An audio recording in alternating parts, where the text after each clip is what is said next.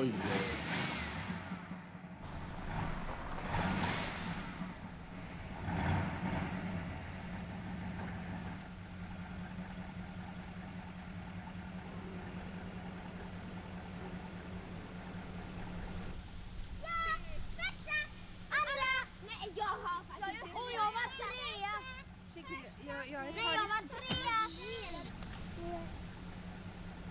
Landsfader och familjefader. Det är jättegott.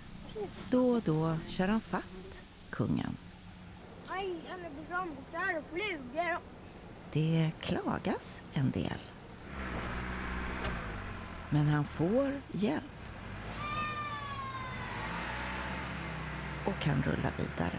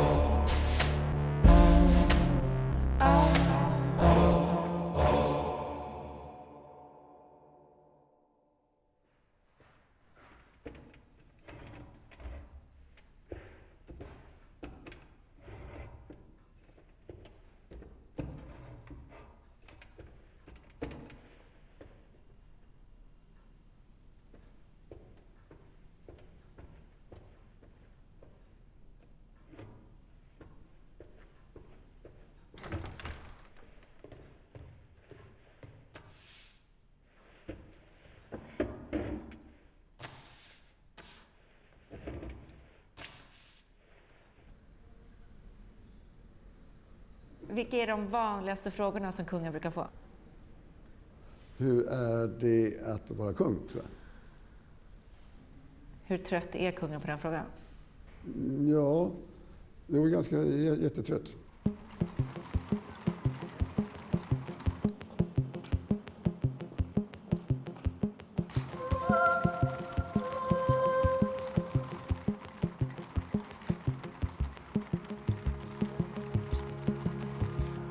Symbolen för kungariket Sverige.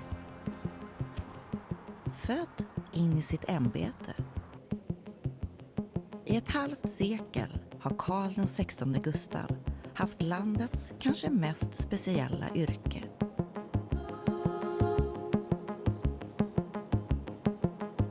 De senaste 2 åren med mig i hasorna.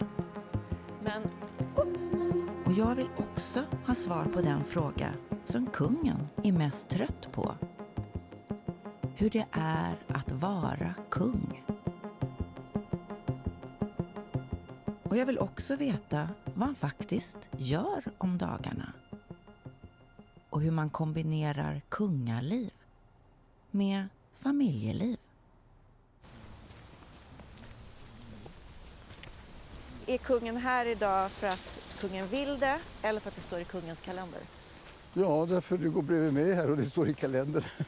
Inte för att kungen vill? Och vi har ju gjort det en gång flera gånger tidigare. Ja, flera gånger. Ja, absolut. Men jag hör inte om kungen vill det eller om det är för att kungen måste. Nej, men jag tycker det blir ganska trevligt att gå och diskutera så här och prata om livet i största allmänhet. Så det är alltid nyttigt, och finns det också möjlighet att reflektera lite grann. En sak som jag har märkt med kungen är att kungen aldrig svettas, aldrig fryser, aldrig verkar vara hungrig, aldrig verkar vara törstig och aldrig som går på herrum. Vad sjutton är knepet? Ja. Så kungen liksom över kyla och värme? Jag träffade en person för en massa år sedan som levde ett ganska speciellt liv och ganska hårt och så vidare. Han var stor och tjock. Mm. Och så gick han till sin läkare och läkaren tog alla prov på honom och så vidare. Och så jag förstår inte riktigt hur du har ju jättefina prov och allting är så bra och sånt där. Jag förstår inte hur du kan leva, för jag vet hur du kan leva på det här sättet. Då svarade han bara att ja, nu är det så att min släkt har varit herremän i många generationer. Det är vad jag ska förstå nu. Här är en generationsgrej. Vad är det jag ska förstå? Det är skämtsamt. Skämtsamt. Ja, men vad är kungens knep då? Alltså det är som kungen som inte påverkas av väder och vind. Ja, det är bara att bita ihop. Ja, det återkommer bita ihop. Ja, absolut. Hur tror du att det är att vara kung? Jag vet inte, jag tror det är tråkigt. Tror du det? Varför tror du att det är tråkigt? För att vi tjänster och grejer. Har han det? Ja. Det är nästan ingen idé att han finns. För regeringen bestämmer ju allting. Han kan gå bara på och inviga saker och klippa med band och sådär.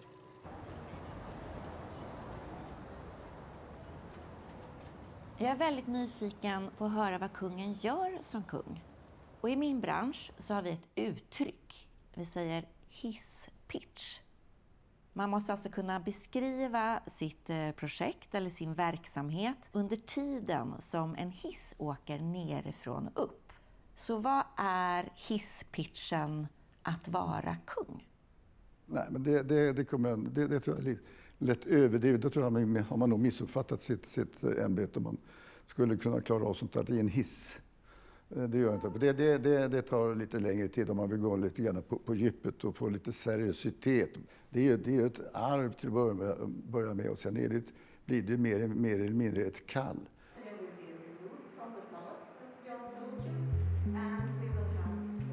Vi är då en objektiv kung i Sverige. Och det var ju skillnad mot de tidigare konungarna som hade ett helt annan situation. Närmare politiken. Det är att låta sig bli informerad. Och det är därför jag reser runt och besöker olika industrier och olika företag och universitet. Men i och med att jag besöker stället så blir det en viss uppmärksamhet på det här ämnet, eller den här problematiken eller det företaget. Jag får allmänheten och media att följa mig på de här olika besöksobjekten. Och jag besöker många saker som jag känner också kanske inte riktigt har varit tillräckligt uppe på dagordningar eller inte riktigt tillräckligt diskuterat i media. För det är ett sätt att leda med självklart medvetenheten om att inte tulla på det politiska systemet.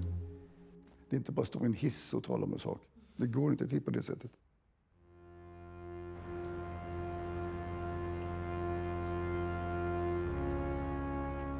De är få, världens regenter.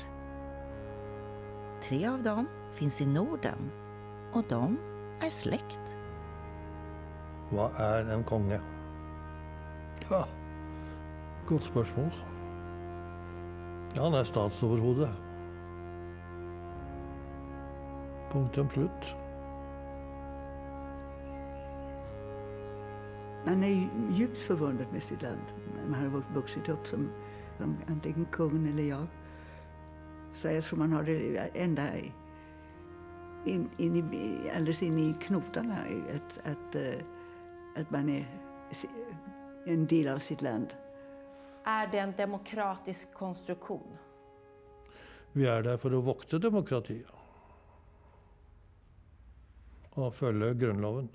Det är grundlovens vokter, det är grund det vi är. Ja, man har ett ansvar gentemot sitt land, sitt folk.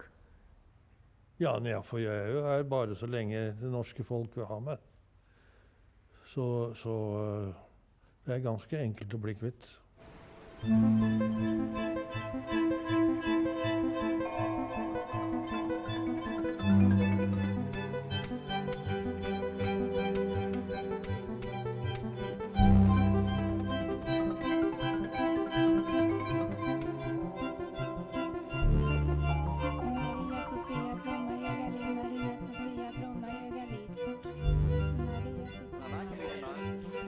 Efter rekordåren på 60-talet växer ett nytt och modernt Sverige fram.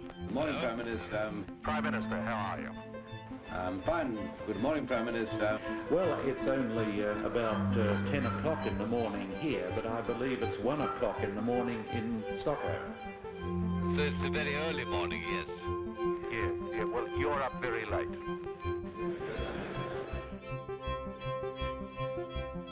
Gamla traditioner och förlegade idéer städas ut, med ett undantag. Kungen, som istället får en ny roll. För Sverige i tiden.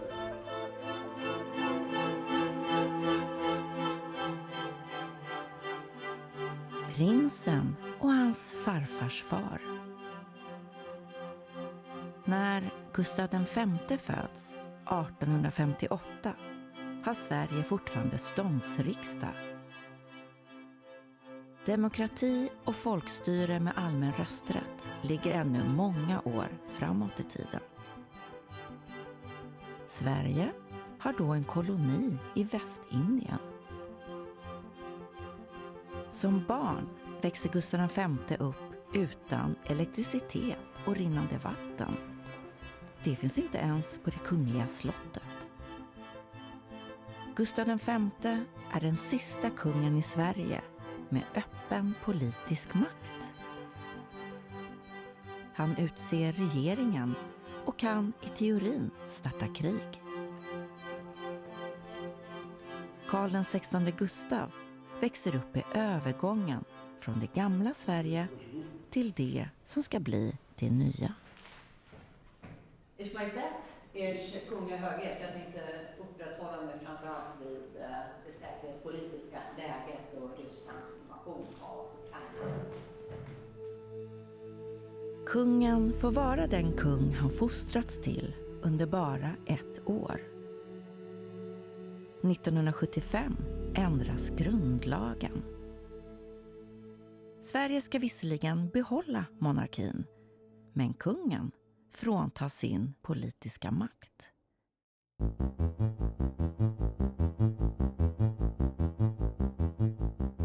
–1974 öppnar kungen riksdagen för året, som kungar gjort i 400 år. Politikerna kommer till kungen på slottet. Massa pompa och massa ståt. Drabanter. Och några smittande gäspningar.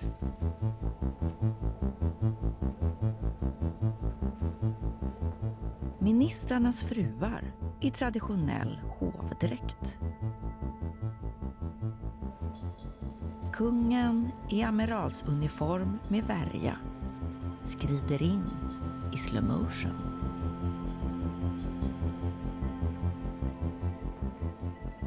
Han tar plats på silvertronen. Den 500 år gamla guldkronan ligger på en sammetskudde. Vid hans fötter sitter återigen statsminister Olof Palme. På en liten pall. Nedkallande Guds välsignelse över eder och ert arbete förklarar jag 1974 års riksmöte öppnat.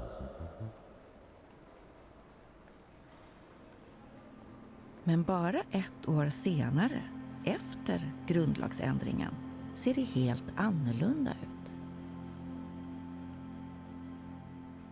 Nu är det kungen som ska åka till politikerna. 1975 tar han rulltrappan till riksdagen för att öppna riksmötet.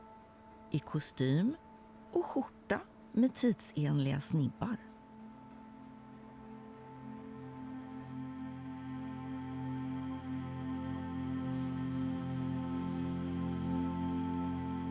Statsminister och kung sitter bredvid varandra.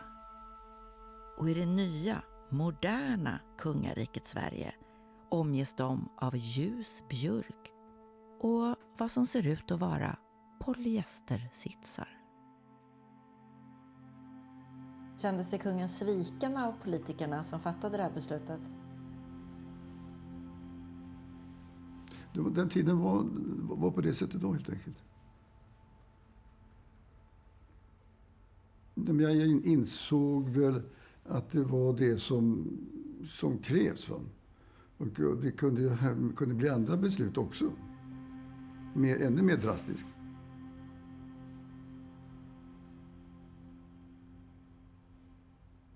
Det fanns ju så att säga ingen arbetsbeskrivning. Och därför var jag tvungen kanske att skapa min egen, vad ska jag kalla det för, inriktning. Det var ju 70-talet då och det var mycket miljöfrågor. Så det var ju ett naturligt ämne för mig att haka på då. Många hade inte lite förståelse för det här. Och om man nu kan läsa mellan raderna så upptäcker man att det har jag haft som en röd tråd genom hela livet. Jag är då företrädare för Sverige och den mån man kan och orkar med vara en förebild och en sammanhållande symbol helt enkelt. Som alla kan känna gemenskap med. Centralstationen i Stockholm. Vanliga människor går in genom huvudentrén. Men kungen, han går in genom en helt egen entré.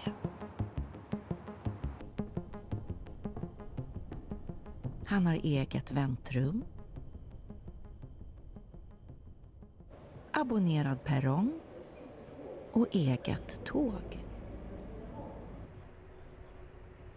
Kungen och drottningen ska till Örebro på länsbesök. En nutida version av Eriksgata, en tradition sedan medeltiden. Kungen ska visa upp sig för svenskarna. Det ser så påfallande vardagligt ut. Och så påfallande repetitivt. Han kommer fram. Han skakar hand. Lyssnar på blåsorkestrar. Blir fotograferad. Han tar emot folkets jubel som en annan rockstjärna. Han tittar på saker, blir intervjuad, blir fotograferad igen. Skakar hand, tar ett spadtag. Säpo smälter in. Vår meste monark genom tiderna. Landshövdingen talar. Är väl då Örebro rätt plats? Och kungen talar. Drottningen och jag vill tacka för det varma och fina mottagandet som vi har fått. Tack! Det har sett likadant ut under alla år. Hundratals Halmstadbor har kommit till stationen när kungavagnen rullar in. Karl den 16 Gustav gör alltså sin första Eriksgata. Och jag vill först tacka för de vänliga välkomstorden i Karlshamn. Luleå!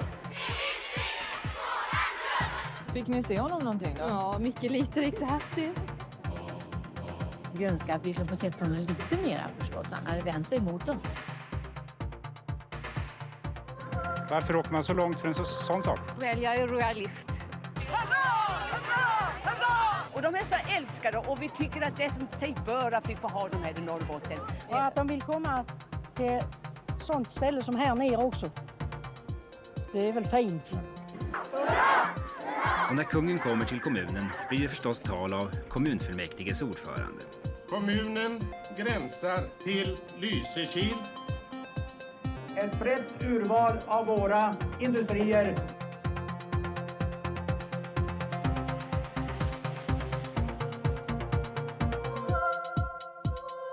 Ni hälsade kung Carl Gustaf välkommen till Växjö. Ni är socialdemokrat, stämmer det här med en grundsyn? Innerst inne så är jag ingen monarkist utan för tvärtom. De här 6 ungdomarna ställde sig då i folkmassan utanför med några plakat och uppmanade kungen att abdikera. Vi hoppas genom den här aktionen kommer ifrågasätta kungahuset och Norrbottens situation idag. De flesta socialdemokraterna och kommunisterna i Kiruna bojkottade kommunens middag. Sören Häggroth till exempel valde enklare kvällsmat. Jo, vi tycker att kungen är en symbol för ojämlikhet och för överklass och för allt det som vi motarbetar. Vi vill överhuvudtaget ifrågasätta om det är riktigt att Sverige i modern tid ska ha en monark. Hem från en sån här färd återkommer kungen med presenter av det mest skiftande slag. Leve Sverige! Leve det! Bra!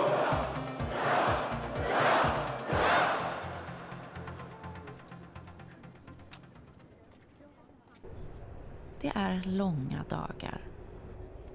Men den kungliga glansen måste spridas och det är hans jobb att göra det. Igen och igen.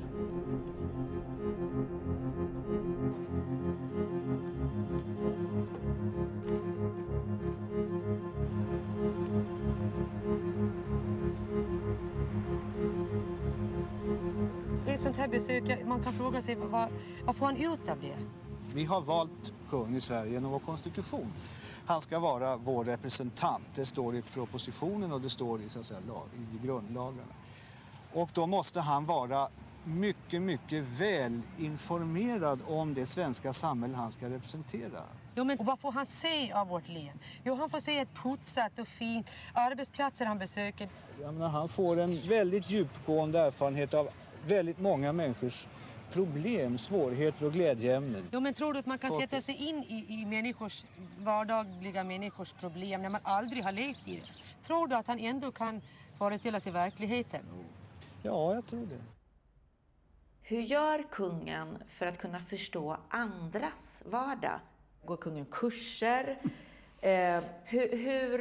Hur ska kungen kunna representera alla grupper i Sverige? Ja, det är klart. Det var nog länge sedan jag gick någon kurs, det kan jag erkänna. Men, och tyvärr kan man inte representera alla, tyvärr. Jag tycker mig se ett starkt fokus på näringslivet. Men kanske inte samma starka fokus på kulturarbetare, invandrargrupper, hbtqi-personer. Grupper som kanske också borde bli lika uppmärksammade. Nej. Ja, det är svårt att svara, jag vet inte. Jag hoppas inte. Hela poängen är att försöka balansera det här. Det är det som är svårt. Jag har sagt, allt är inte så där jättelätt. Utan det är svårt. Och jag försöker att balansera det här så bra som möjligt. Men vissa saker kanske är ju mer av större vikt än andra på något sätt. Och då måste man ju prioritera. Ni är ju 3 regenter här i Norden. Går det att ringa upp varandra och säga hur gör ni med den frågan? Eftersom ni är så få i ert ämbete så kan det vara skönt att få tips eller råd av någon som vet. Jo, det är klart, det gör man ju också. Det är inte så där regelbundet på något vis. Och så att vara kung är en väldigt ensam post. Och där få man kan snacka med om det man gör.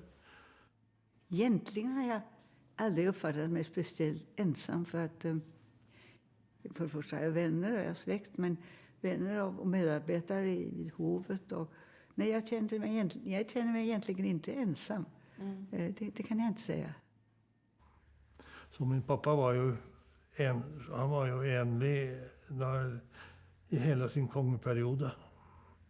Så det var ett stort samfund. Han hade ingen att snacka med. Mm. Så kungen menar att det är mindre ensamt att vara... Och hade en dronning, ja. Ja, det är klart.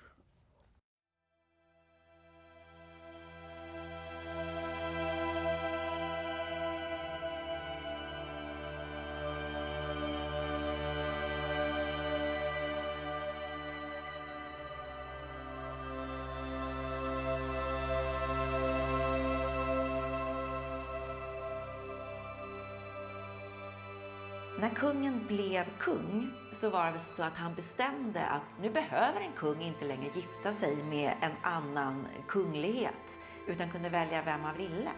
Nej, det fanns ju inte min farfar längre. Så att, Hade han rest sig i sin grav om han... Nej, tror jag...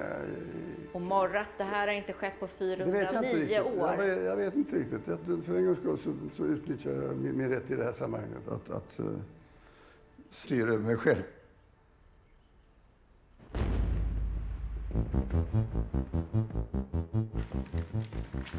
Regeringen informerades om födseln på en extra konselj 11:15 och kungen talade om vad hon skulle heta.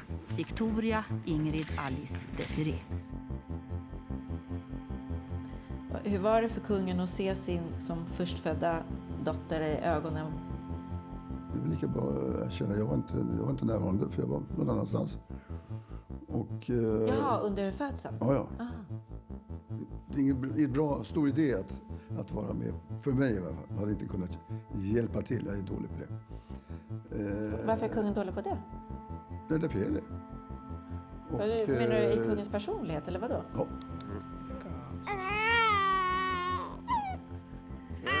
Det är inte roligt. Vill inte vara med idag? Va? Och hur har det gått att förena då, att vara monark och att vara pappa? Har det gått? Så där va? Tror jag.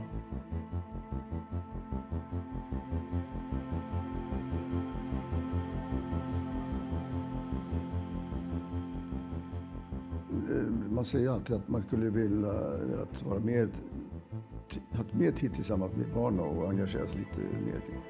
Nu hade vi så pass lyckligt lottade så vi hade ju hjälp. Så på så sätt blev det ju att man kanske tog ut svängarna lite onödigt mycket. Att vi hade ju barnflickor som... Det var liksom nackdelen om man hade barnflickor. Men att man tog mer jobb på sig, säger jag. För första gången är en svensk kung på statsbesök i Kina.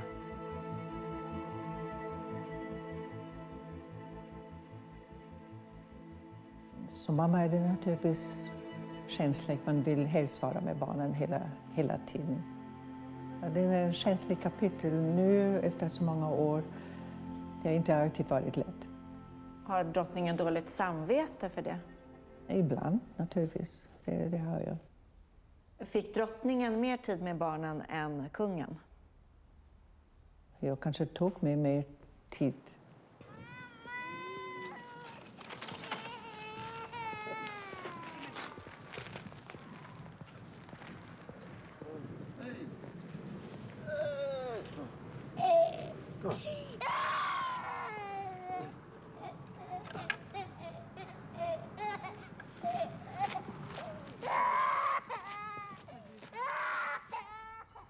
Småbarnsåren här på slottet, var det ändå så här, nu ställer vi klockan på 7 och så ska vi få iväg barnen till dagis? Ja, precis. Ja.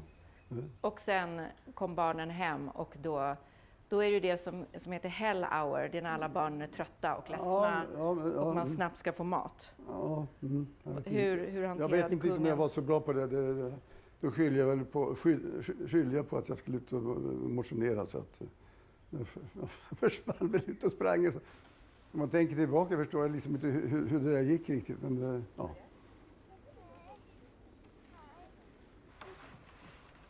Har kungen någon dåligt samvete gentemot barnen? Nej, egentligen inte. Det kommer inte barn att gilla när jag säger det. Men nej, de känner mig så väl, så de vet precis vad jag tycker och tänker.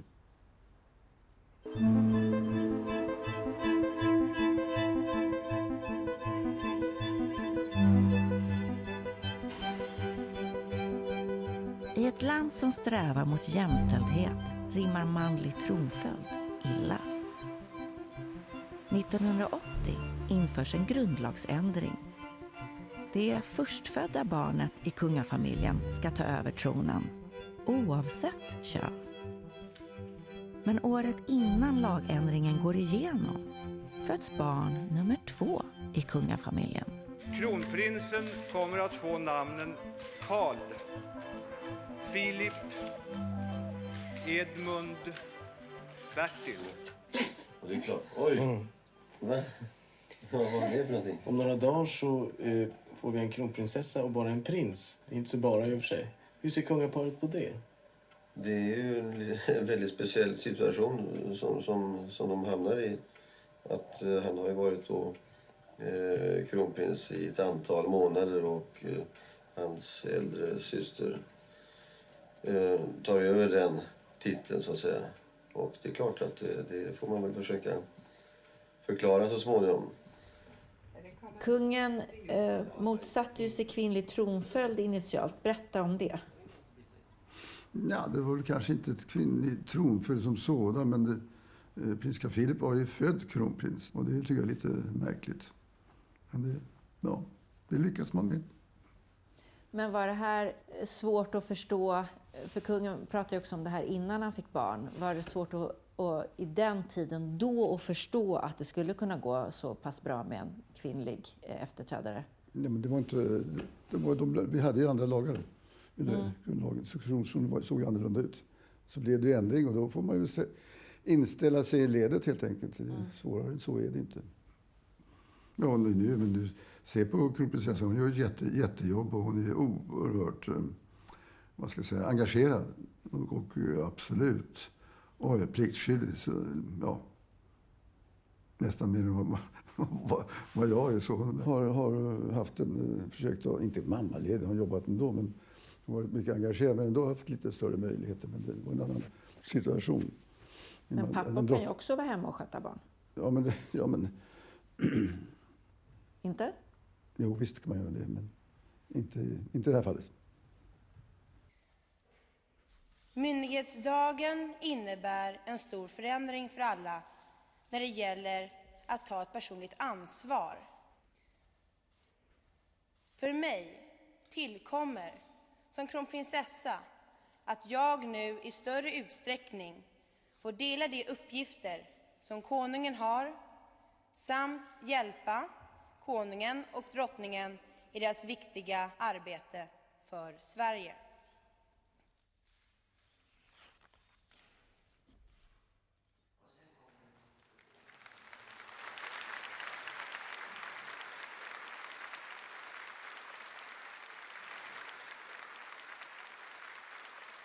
Det sägs att man aldrig kan må bättre än sitt barn mår. Och jag tänkte att kronprinsessan Victoria mådde ju dåligt under en period i 18-årsåldern.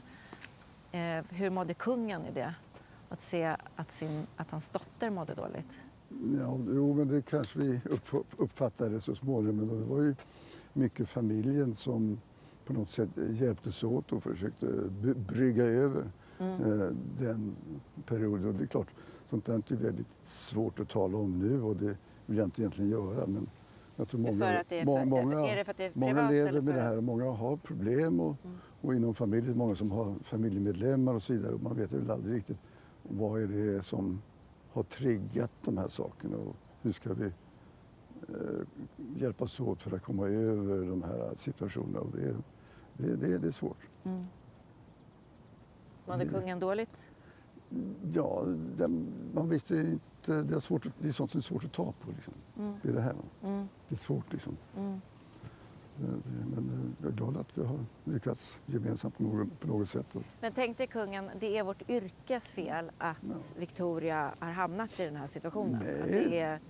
Nej, men det finns många som hamnar i den här situationen i dagens läge. Jag förstår inte riktigt varför. Men ibland kanske man får mycket press på sig och känner att man kanske inte når ut som man skulle vilja. Och jag vet inte, det är olika saker som triggar sådana här situationer.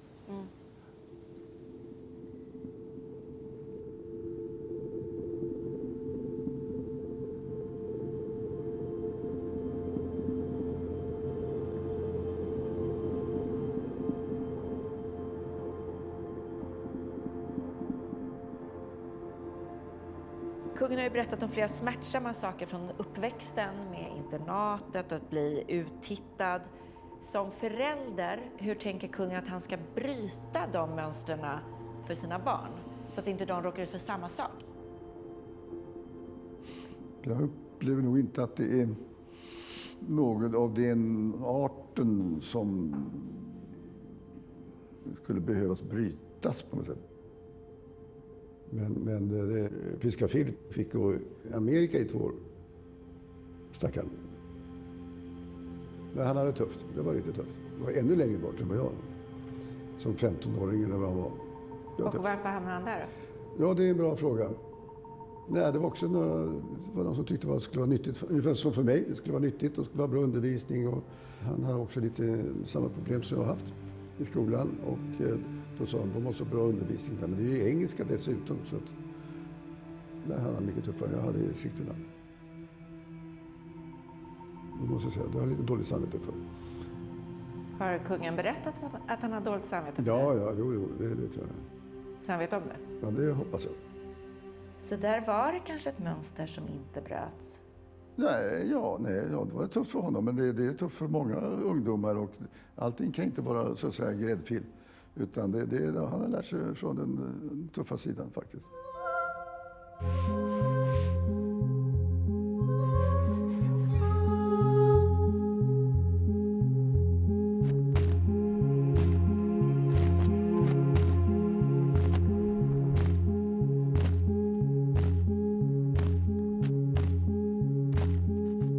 Politisk makt har ju inte kungen längre. Men han tas fortfarande emot som om han hade den. Då och då träffar kungen vanligt folk. Jag kan inte sluta titta på pojken som bugar så fint. Fötterna prydligt ihop och kepsen som nästan snuddar vid marken. Vad är det som gör att vi fortsätter buga för kungafamiljen?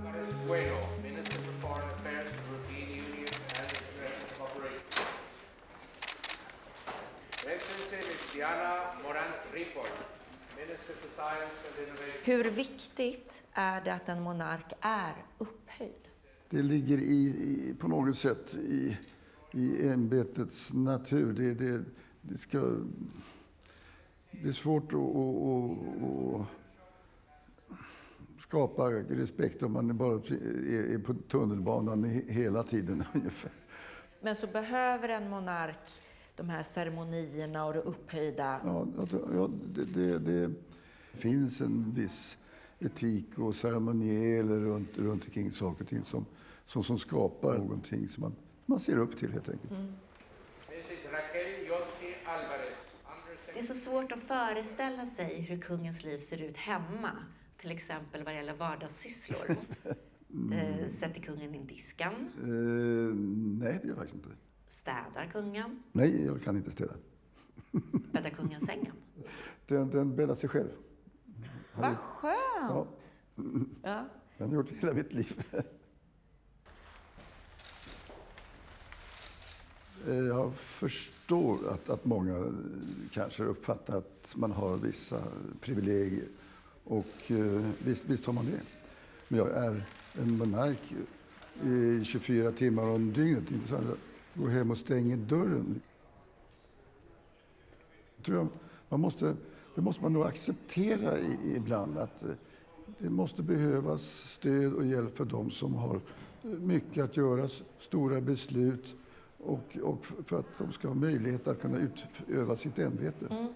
Men det finns också andra privilegier som i alla fall jag önskar att kungen som monarken, demokrati är medveten om. Som att kungen är född rik, kungen har immunitet för apanage, har mycket kompisar, överklassen. Där finns det ju ändå en del privilegier. Vit man. Jag vet inte,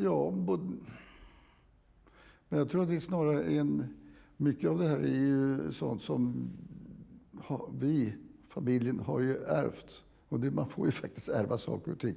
Och kunna bibehålla det för att bygga. Om det inte hade, då hade det inte heller fungerat. För då hade man kanske inte haft möjlighet att leva och uppföra de uppgifter som vi trots allt gör med familjen.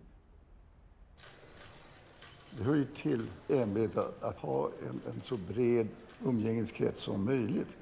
När man inte kände jag gillar inte ordet makt, men den elit som finns i samhället Då har man gjort tjänstefel. Även om man såklart inte kan lasta kungen personligen för det, så har ju kungliga privilegier i historien ibland skapat problem.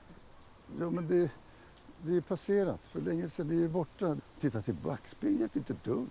Nej, jo, men det hjälper ju för oss för att reflektera över vår tid nu genom att titta tillbaks. Det tycker jag är ju sunt. Ja, ett stabilt fundament att stå på. Det säger jag. Mm. Men samtidigt måste man ju se framåt. Mm. Det har jag alltid, det har jag sagt många gånger. Och det är så känner jag.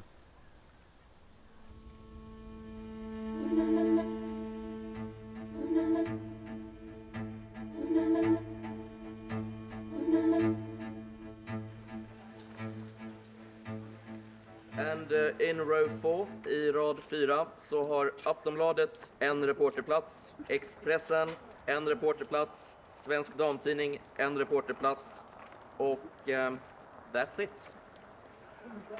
Nu får ni slåss inbördes. Media har som uppgift att bevaka kungahuset. Ibland blir det kanske väl hovsamt. Ibland väl kritiskt. Och ibland är det svårt att veta alls vad man ska tänka.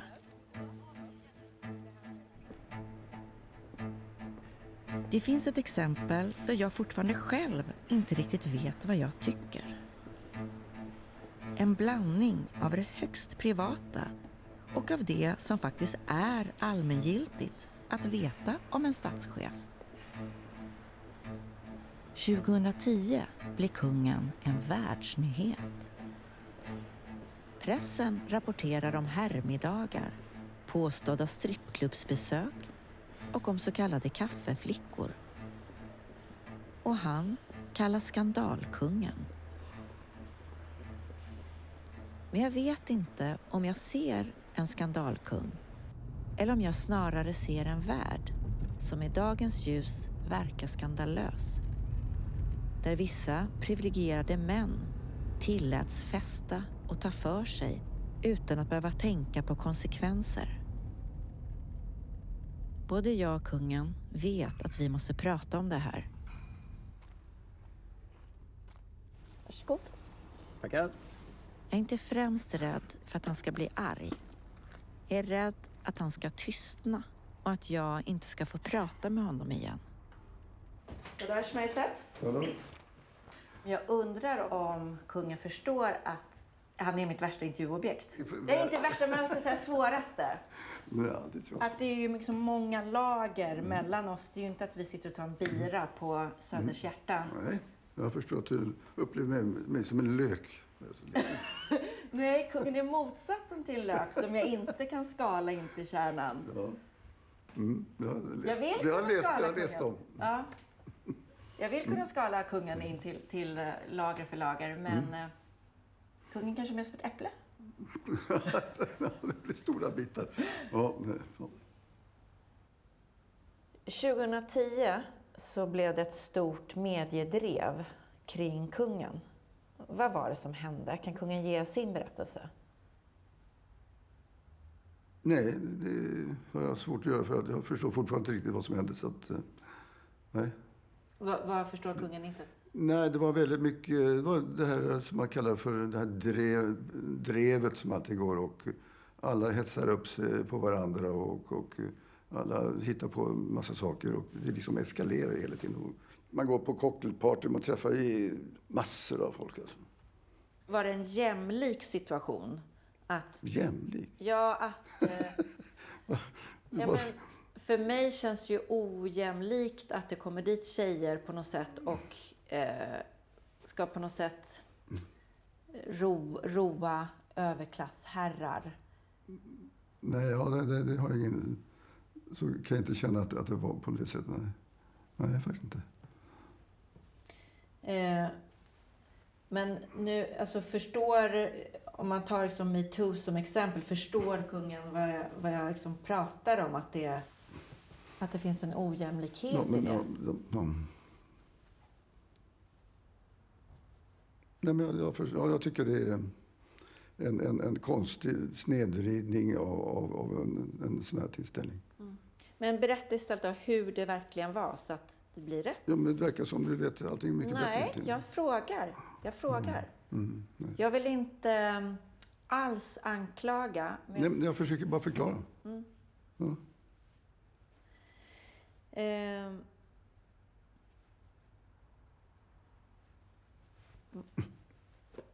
Hur mådde... Har du tappat fart nu? Det är 15 oförglömliga sekunder. Det välkända klippet där kungen blir ställd mot väggen av en reporter. Men har kungen någonsin varit på en sån klubb? Och vilken typ av klubb då talar du om? Stripp- eller sexklubb? Nej. Jag tror faktiskt inte. Nej.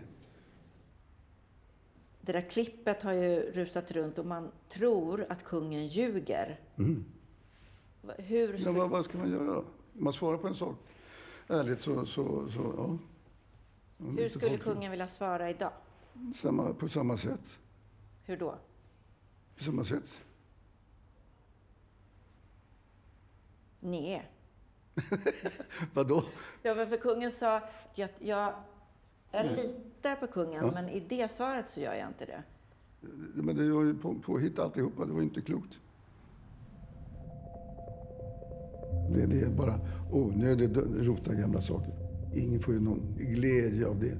Utan då är det roligare att prata om framtiden, vad som ska göras. Håller sånt i blicken, alltså. Det har jag gjort alla tider. Då är det viktigt att sköta det jobb som har blivit ålagt att göra. Öka tempot lite grann. Så i en kris så ökar kungen sitt arbetstempo? Ja, det är fullständigt självklart. Om ni inte har märkt det, jag har ju försökt göra det. Det verkar som ni inte har märkt att jag har gasat på hela tiden. Tanken är väl att man är ledare så ska man inte visa sig för svag, utan då gäller det att stå där och vara stark. Är det svårt? Ja, ibland kan det vara svårt. Ja. Hur mådde kungen under den här perioden? Ja, det var inget bra. Det var tufft. Ja, jag går inte och lägger mig på någon bänk hos någon psykolog i varje fall. Varför inte det? Men vad ska jag göra det för? Jag behöver sånt. Löser det själv.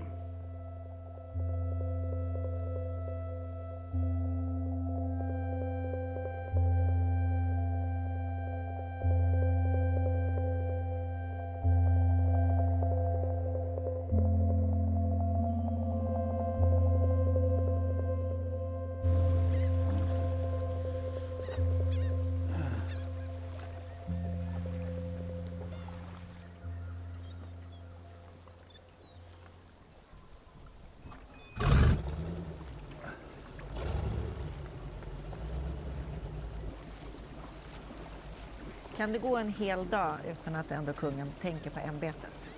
Ja, det är inte helt betänkligt. Nej. Här kan jag ju bestämma saker och ting på ett helt annat sätt. Här går jag en trappa upp när jag vill. Mitt eget lilla rike.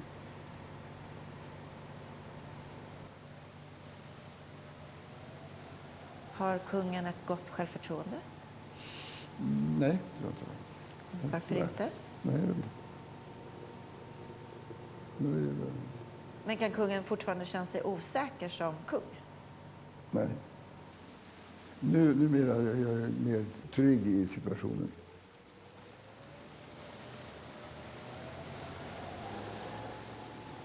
Känner sig kungen älskad? Nej, det kan man inte säga. Men ja, jag vill vända på och respektera. Men om kungen då blir respekterad som kung, kan kungen känna sig älskad som människa? Som man, som pappa, som make? Ja, jag gillar inte det uttrycket. Nej, men det älskad, det hör till min lilla värld med böckerna ungefär. Jag tycker att det är jätteviktigt att känna sig älskad. Nej.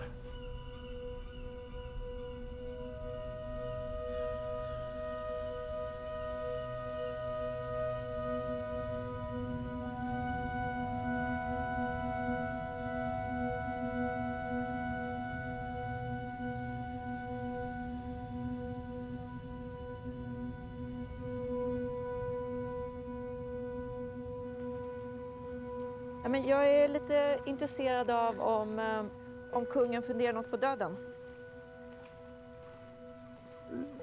Ja, vi kanske ska ta det en gång till, för det blir lite hipp som haps kanske. Men jag kan börja fråga medan vi går här. Jag undrar om kungen funderar något på döden.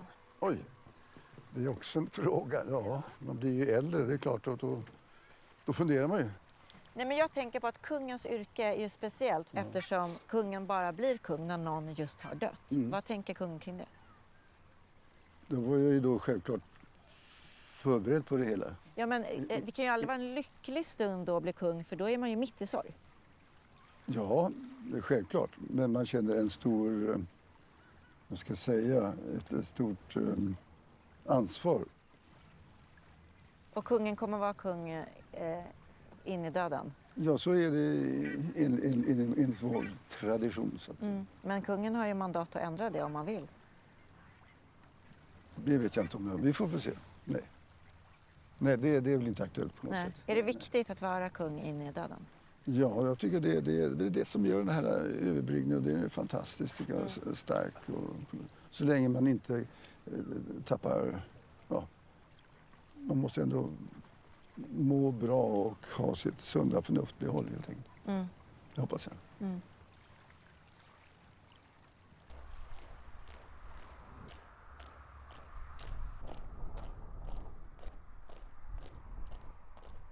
Hur många dagar fick drottningen mellan drottningens pappas död och att drottningen blev drottning? Ja, men det är ju nästa morgon.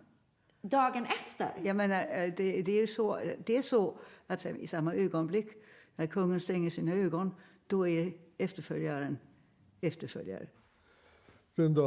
Den kvällen min far döde, så var det en av mina medarbetare som spurte hvordan jag hade det. Jag sa, jag är lättare livrädd, sa jag. Och det var en ganska god beskrivelse av hvordan jag hade det. Det var en iskall januaridag. Och det var svart med människor. Jag hade aldrig tänkt att det skulle vara så många människor som skulle komma.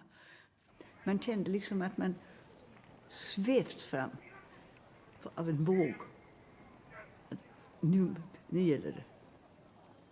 Där är ju verkligen ert ämbete speciellt eftersom ni ska axla en roll precis när någon just har dött. Ja, det låter mer speciellt utifrån. Men vi har ju alltid vetat om att det är så. Sorgen, den finns ju där också. Men utmaningen, detta att nu ska jag verkligen göra mitt bästa.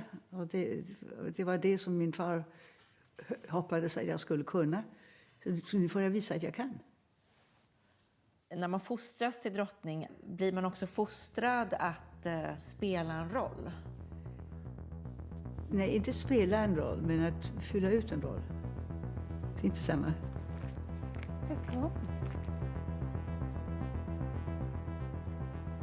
Pratar ni om den dagen då kronprinsessan ska ta över? Nej, egentligen inte. Det är vi inte så bra på. Kom! Varför är ni inte bra på det? Jag vet inte, vi pratar inte så mycket om döden i vår familj.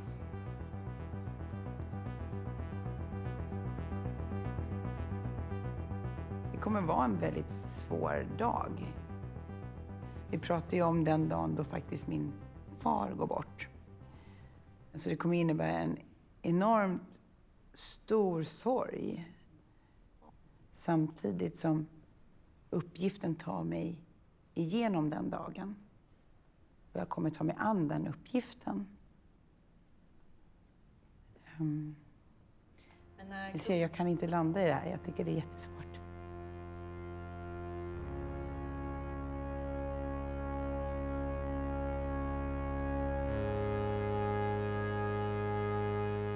Om ni fick gå fram och hälsa på honom och fråga honom något, vad skulle ni fråga då? Hur det är att vara kung. Om man fick välja om man skulle fick välja om man skulle vara kung eller vara en vanlig människa. Jag har en skitviktig fråga kvar. Jag gick in i det här projektet med en bild att kungen skulle vara en motvillig monark. Ups. Men jag har under arbetets gång insett hur pass som foglig och medvillig kungen är. Hur många gånger har kungen tänkt om jag inte var kung? Nej. Alltså pratar vi 10, 100 eller 1000 gånger? Nej. Ingen gång? Nej. Ingen gång? Har kungen aldrig tänkt om jag inte var kung? Nej, men jag brukar ju få frågor vad jag skulle vilja göra om jag inte och sånt där. Jag vet, och då tycker jag att kungen inte kan... Då måste jag ju tänka till. Ja, men det är de lägena som jag tycker att kungen inte ens liksom är intresserad av att se i ett tänk-om-scenario. Nej. Man har blivit så pass predestinerat från början och har levat med det här på något sätt. Så att, ja, man är väldigt framåt. Men så kungen har liksom fullständigt accepterat sin lott? Ja, det är accepterat. Jag förstår inte varför de här skratten kommer. Jo, jag tycker det är lite fel att säga på så sätt. Ja. Vad är rätt att säga då? Ja, jag ska inte ställa den frågan överhuvudtaget. Jag ska inte ställa den frågan? Nej, det tyckte jag. För att den är... Nej, jag tycker den är inte värdig. Inte värdig? Nej. Va? Nej. Vad då ber jag om ursäkt om jag gör något ovärdigt? Det har Nej, varit med. men det...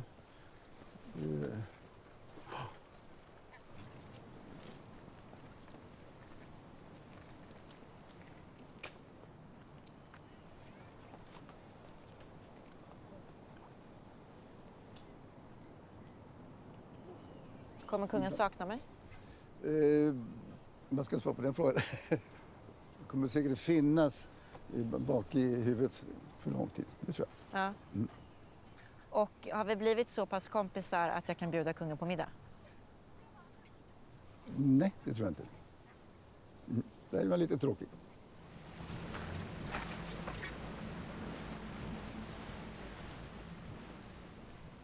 Är vi sams? Ja, det tror jag. Vi får väl se vad det blir av slutresultatet. Är det en kram? Kram? Vi gör så här. Kanske en annan gång. Ja. Vi ses. Ja. Tack för dessa stunder. Tackar så mycket. Tackar.